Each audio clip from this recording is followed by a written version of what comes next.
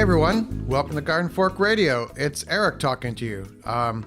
Just did a show with Rick here, and we just kind of like started the talk, so I thought I would record the introduction before I recorded the whole show. This show is all over the place. Typically, we're a little more focused. It's based on what I call eclectic DIY. I have a YouTube channel and this podcast, both called Garden Fork. So, big caveat. Eric wades into the current political climate. I think it was relevant to what we were talking about, but we're all over the place with this show, so let me know what you think. radio@gardenfork.tv. Here you go. Hey, great snowblower video. Why didn't you show the picture, what came off the chip going through the snowblower? Because it didn't really look like anything. No, okay.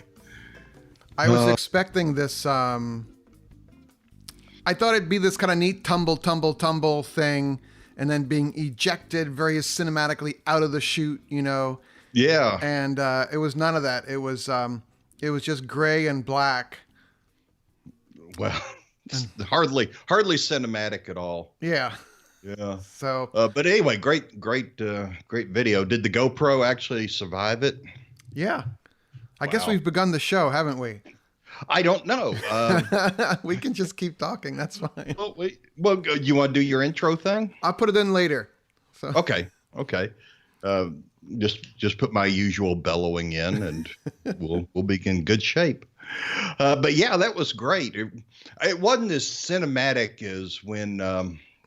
What was that, on Her Majesty's Secret Service, that James Bond movie with Diane Rigg, and they jumped the road and the bad guy didn't make it and the snowblower got him, and there was this huge plume of red going off onto the side, but he did not have a joystick for his exhaust chute. Now that, but that is the most amazing thing. Heated handles and a joystick to turn that. It's Troy-Bilt, isn't it? Yeah. Turn that Troy-Bilt ejector, all the way around, left to right, and then to be able to direct it up and down. That's just absolutely amazing. And heated handles.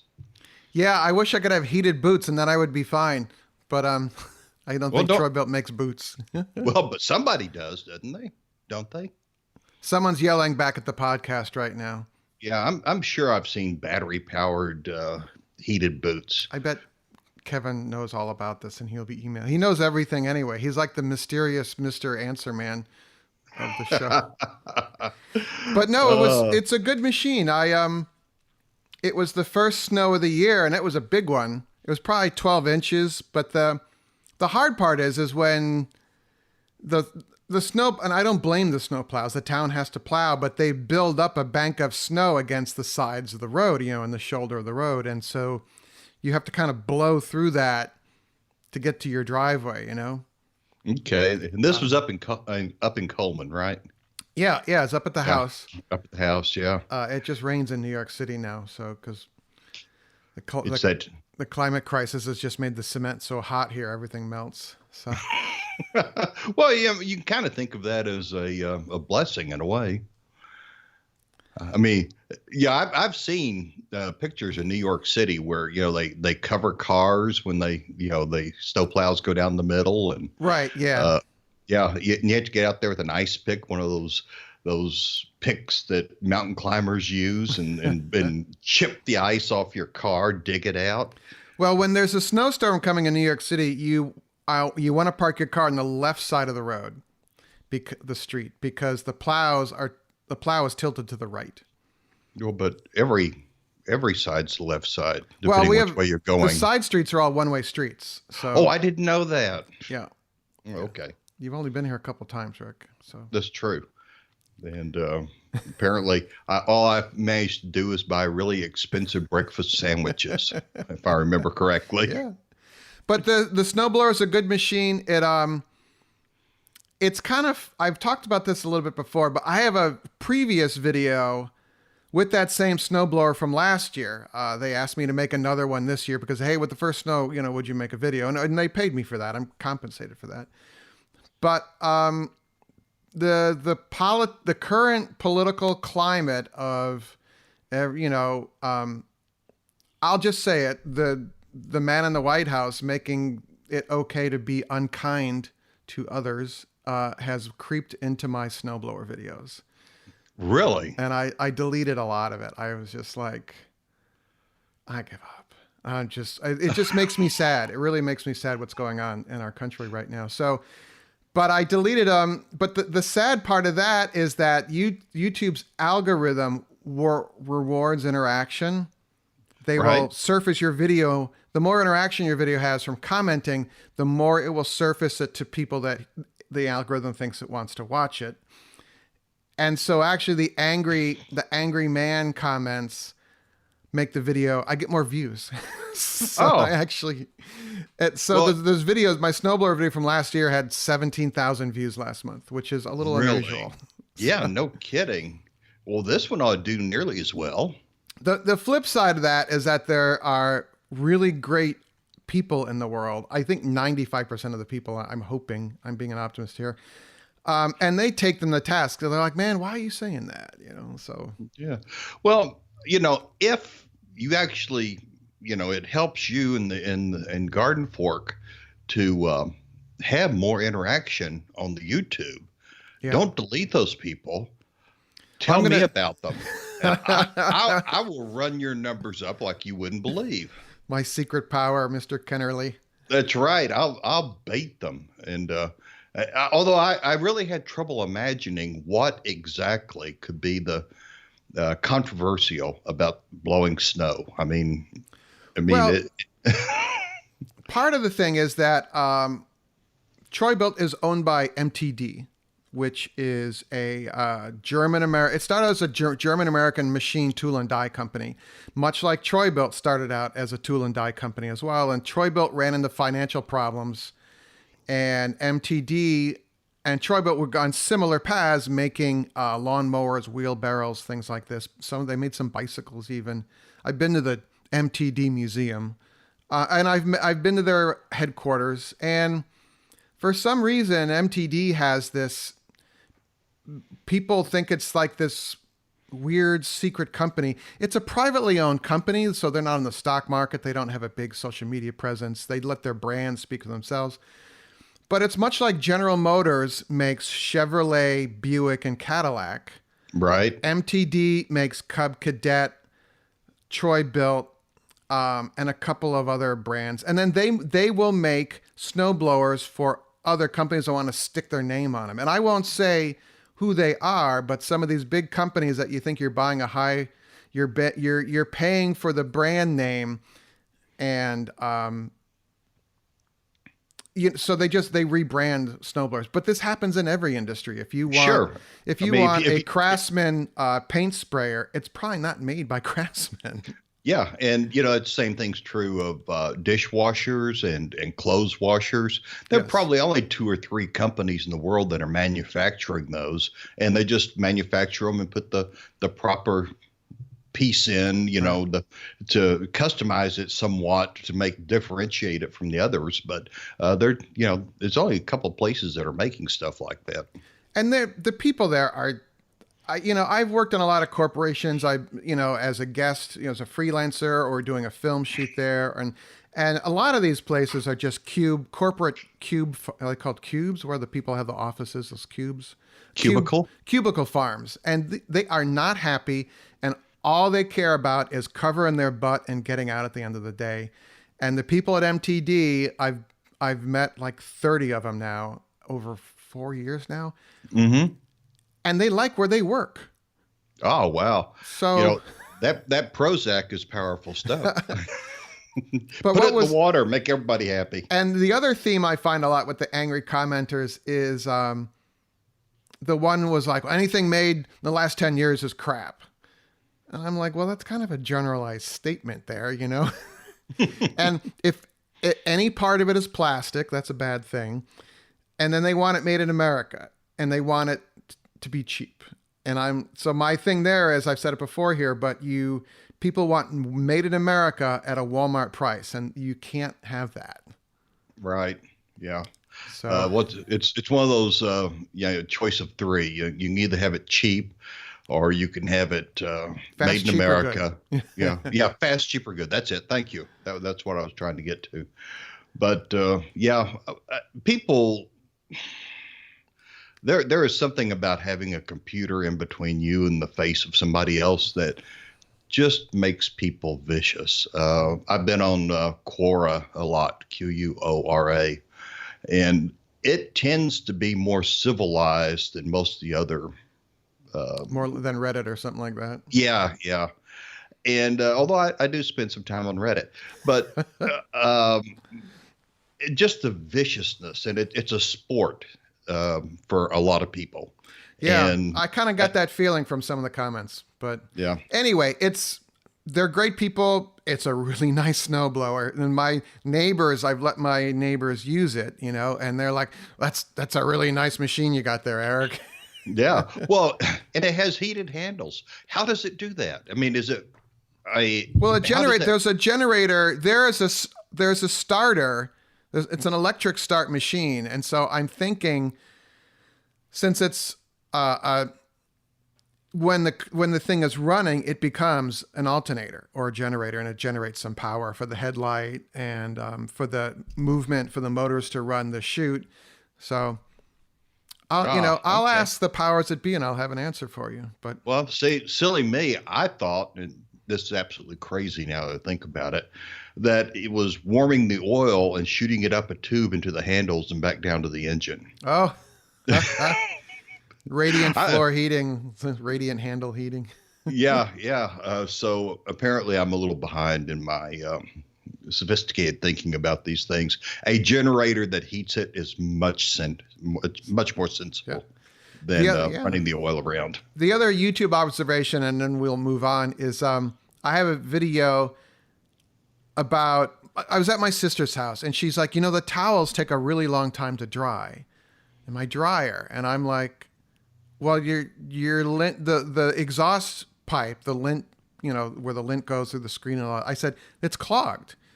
And so I didn't have my camera with me, so we pulled out my iPad and we made a video about how to disconnect the exhaust tube from your dryer. And you go to the store and buy an inexpensive vent cleaner pipe thing. It's a flexible pipe with a brush on the end. And you just push out all this lint, and it has like 400,000 views on YouTube. And then some commenter was like, who'd have thought a video about cleaning your dryer would get 400,000 views? And I was like, yeah, really? It made me think. I pause and think for a minute. Well, but it's, that's something that everybody avoids doing. And to they know it needs to be done. They don't want to hire somebody to do it. And they're like, could I do that myself? And, totally they see these kits and they go, wow. I think I posted a picture once, but we rerouted the dryer vent, which for some reason just terminated in the attic, and so it was just blowing lint in the attic and moisture in your attic, which is bad. And it was staining the underside of the deck, the roof, and with the moisture. And the whole thing, I looked at that and I said, that's an enormous fire hazard. Yes. I mean, I have no idea why they didn't go ahead and, put a vent all the way through the roof. But anyway, since the dryer was on the outside wall of the garage, going into the garage, I just went built a tube all the way out laterally to the side of the house. Mm-hmm. And there's a booster vent or booster motor. I hit the. You're talking with your hands again. Yeah. If you can see my hands here, I'm showing you the size of the booster motor. It's a pass-through vent that will suck everything that comes out of your dryer, and you put it midway down through the vent tube, and it does an enormously good job of drying your clothes. And essentially, it's taking because it pulls really hard. It is taking the air inside your house, which normally is air conditioned, and drying your clothes faster than they would normally do, even when you heat them. And so our dryer just works amazingly fast. And then before the motor I put in the Navy. We call them a strum box, STRUM, Huh. but it's a clean out thing. Oh, like a cleanout port.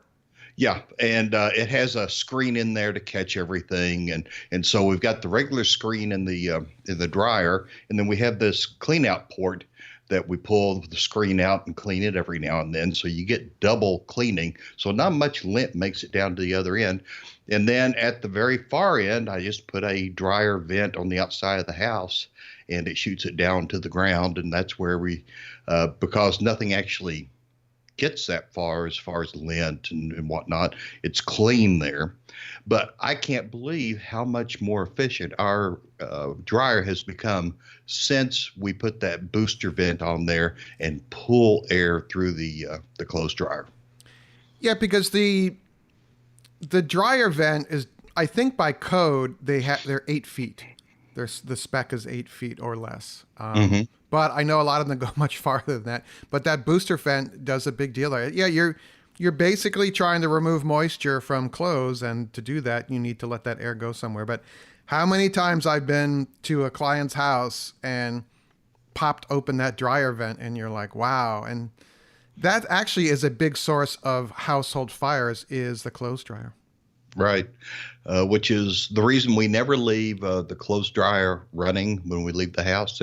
There are a few things around the house, mostly because the dogs are in the house. I mean, if this place burned to the ground, I'd just, hello, USAA. But, because the dogs are here, there are a lot of things we do not leave running in the house when we're gone, and the dryer is definitely one of them.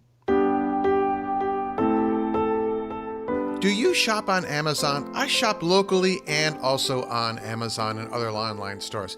If I need something very specific, like seat covers for the new used car we just bought, I will go online and sometimes use Amazon. And Garden Fork happens to have a dedicated shopping page on the Amazon site now, which is very cool. It is an affiliate linked page. We do get a finder's fee for anything that you buy when you start shopping from that page. But I list there interesting items that I think are worthy of the Garden Fork DIY person. It's amazon.com/shop/gardenfork. If you would start your Amazon shopping experience, no matter what you're looking for on Amazon, start it at Garden Fork, and that would be great. It's amazon.com/shop/gardenfork. That's amazon.com/shop/gardenfork.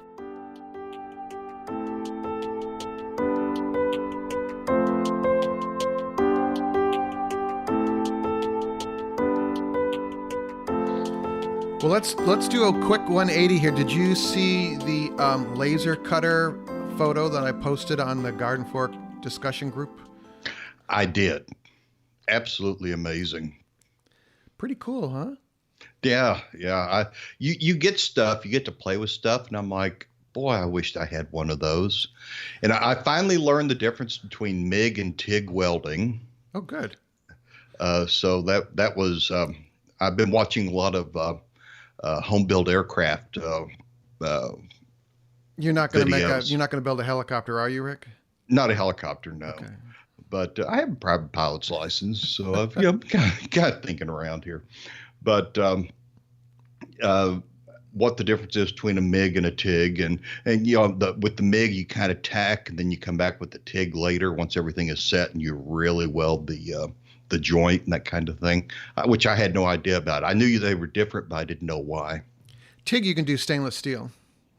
And TIG involves a filler material and a wire, a feed wire as well. It's a two-handed welding, and it's a much. You got to really MIG welding. If you can run a hot glue gun, you can MIG weld. I'm serious. TIG welding is a couple steps above that, but wow. Well, so back to the laser cutter. I was inspired by West Coast Eric at the rootsimple.com site. I love to do lino block printing, and so does he. And he at the Los Angeles Public Library is a makerspace in the library, and there's a laser cutter there you can use for free. And he got an orientation on how to use it. And he cut some plywood. Instead of using the rubbery lino block to carve into, Right. He put an image into the laser cutter machine and cut out a like a wood block print and made some prints, and it looked nice. And I was like, wow, I want to do that. And the library here doesn't have one, but there is a makerspace here called Makerspace NYC. It's in the Right. Brooklyn Army Terminal, which is about 14 blocks from my house, which is nice. Yeah. It's this no kidding. huge. If you watched Blade Runner and there's a scene, you're in the interior of this concrete building with a canopy overhead with these not terraces sticking out made out of cement. That is that building. Do you know what building that is? That's the Bradbury building. Oh, Like Ray Bradbury. yeah. Yeah. Bradbury. Just a little tribute there. All right.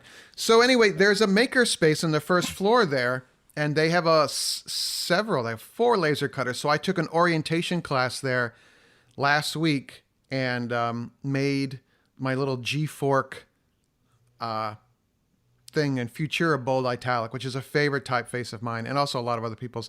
That clothing company, skateboard company, Supreme, has really kind of owned Futura Bold Italic, but I still like it. But anyway, it was fun to make a little test thing, and it got my mind thinking about different lino block prints. I'm trying to mash up, the digital and the analog, and Yeah. printing Wow. is so analog to me.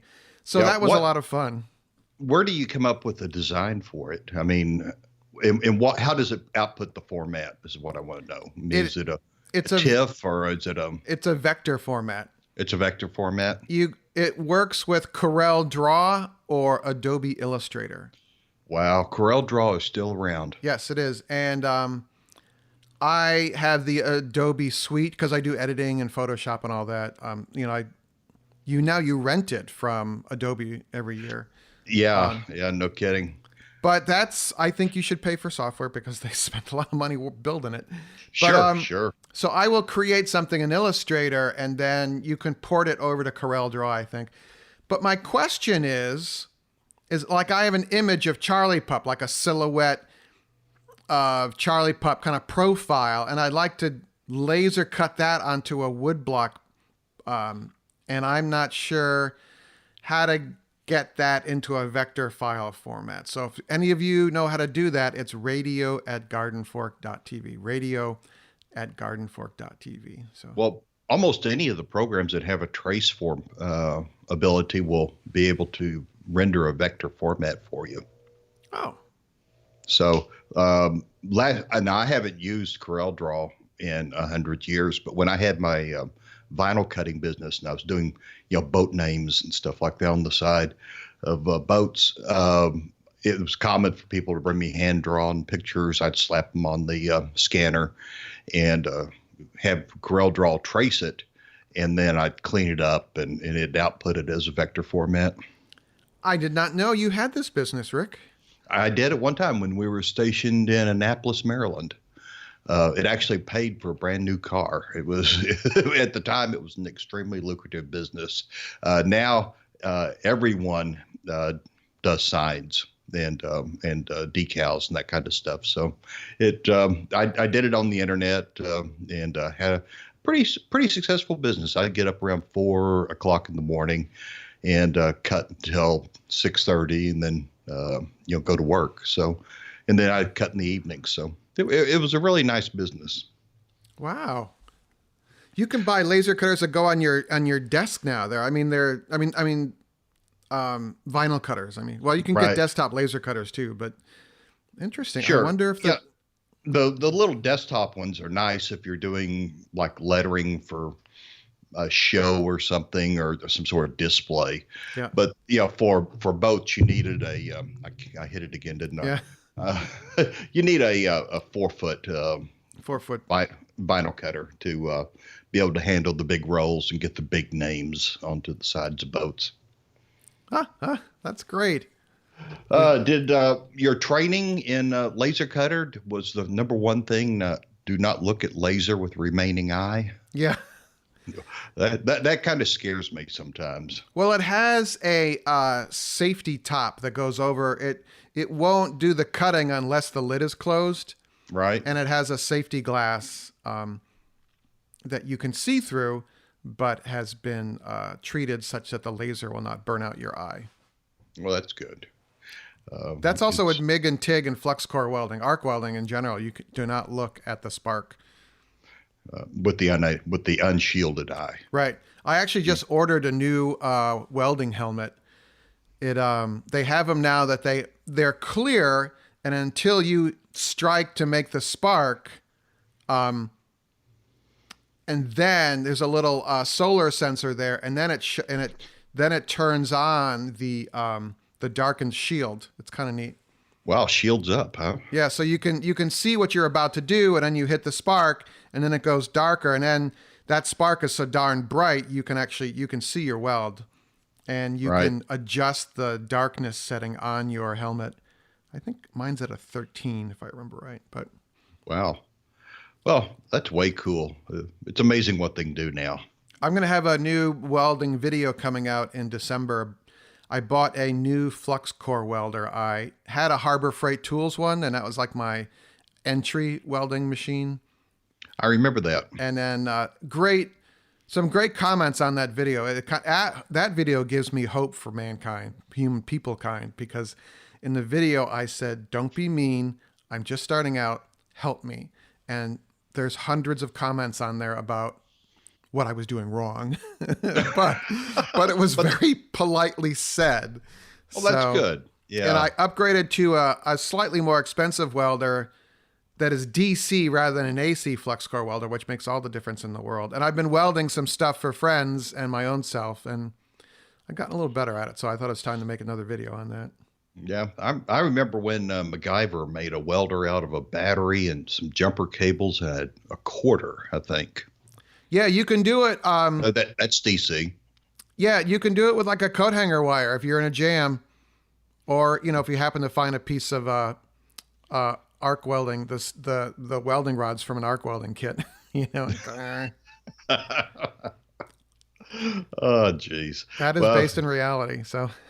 Yeah. Well, almost everything was sort of based in reality on that show, but always, I figure people are either MacGyver or they're McCool. What was that kid's name on Back to the Future?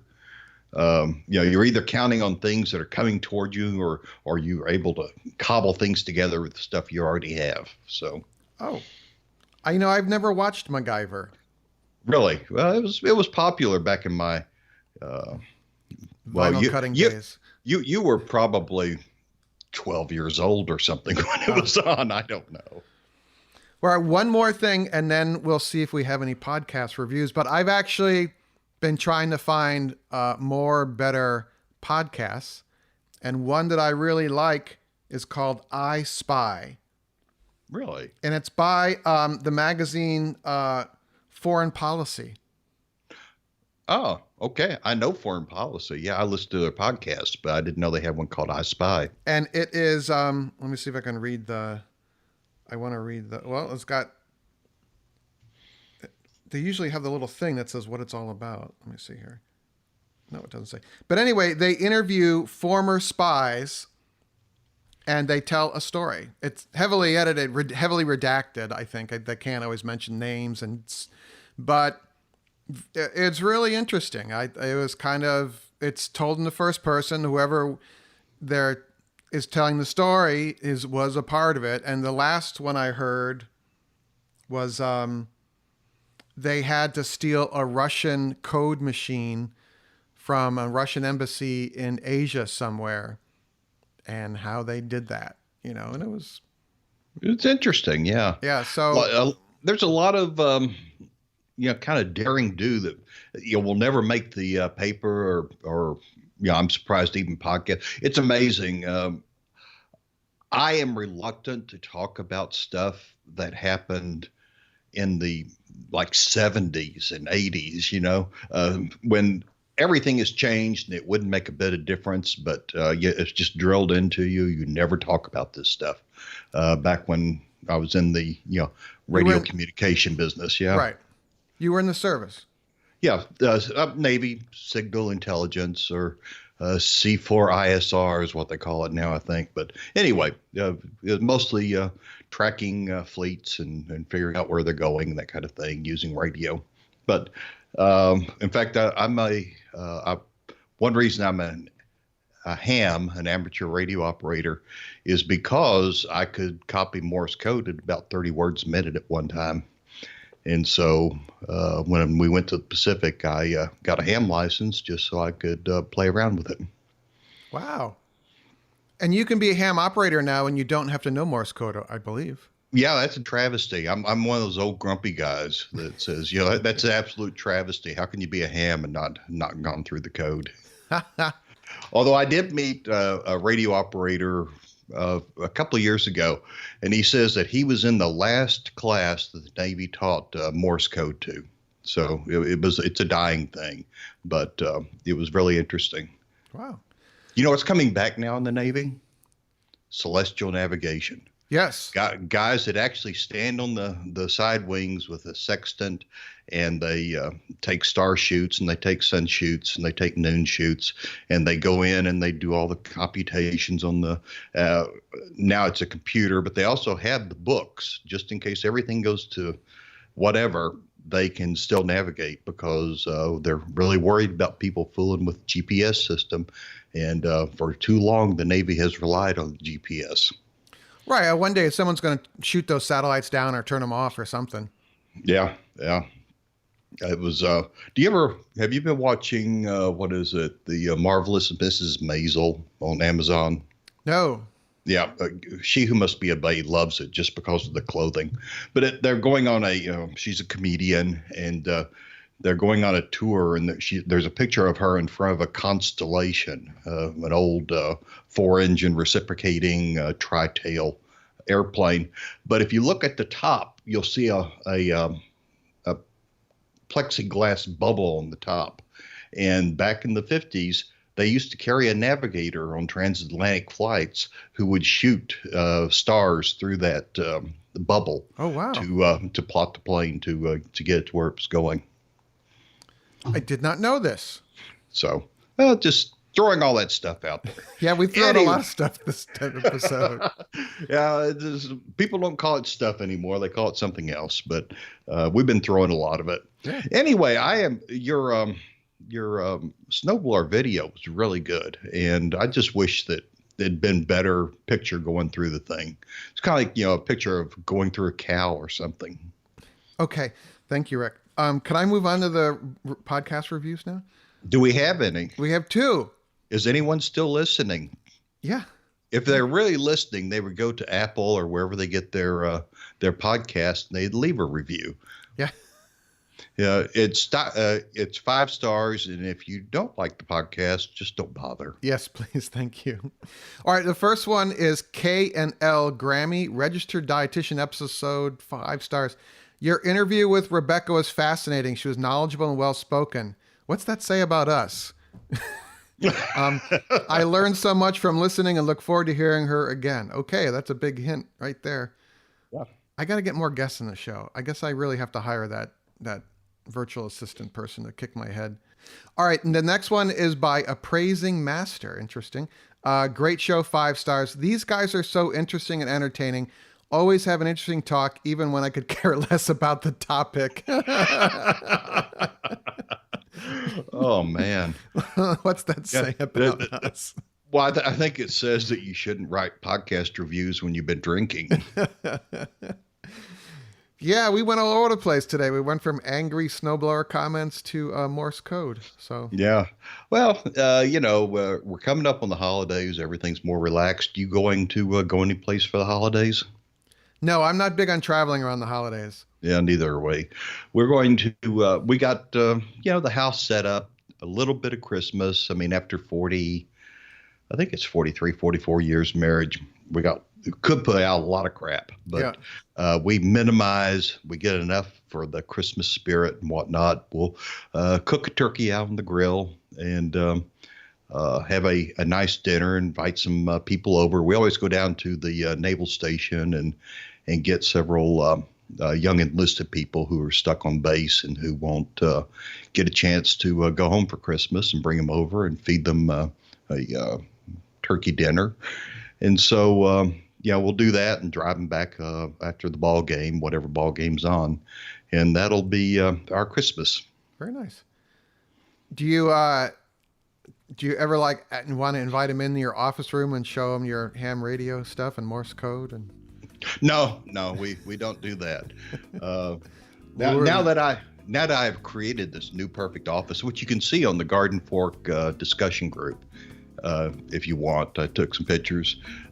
This place was an absolute pigsty, and I finally just one day bit the bullet and fixed it up and cleaned it up and spent a little money on it, and it's actually much more usable now. Excellent. All right, so we will have a new show soon. We're going to have some more guests on. I just get overwhelmed, and then I'm like, oh, wow, it's been a week. We have to do the podcast, so working on that. Yeah, well, I'm always around. Yeah. All right, make it a great day, everyone, and we will see you later. Okay, talk to you later, my friend. Bye-bye. Garden Fork Radio's executive producer is Jimmy Goots. You can find more information about Jimmy and the custom hollow books he makes at hollowbooks.com. Our theme music is used under license from uniquetracks.com. Other music used in the show is used under license from audioblocks.com.